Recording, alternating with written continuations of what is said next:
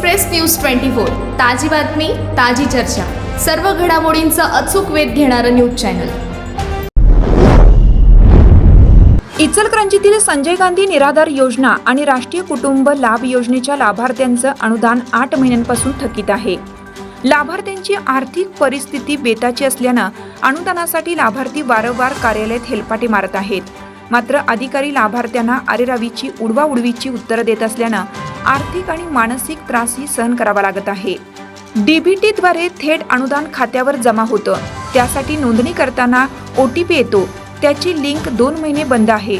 परिणामी लाभार्थी असूनही अनुदानापासून वंचित राहावं लागत आहे।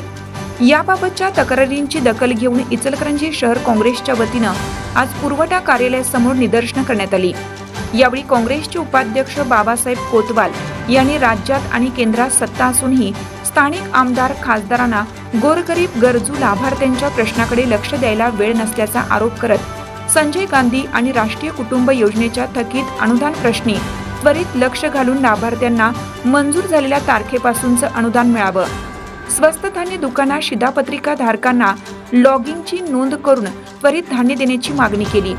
या मागणीचं निवेदन पुरवठा अधिकाऱ्यांना देऊन थकीत अनुदान आणि शिधापत्रिकेवरील धान्य त्वरित न मिळाल्यास रस्त्यावर उतरून तीव्र आंदोलनाचा इशारा दिला।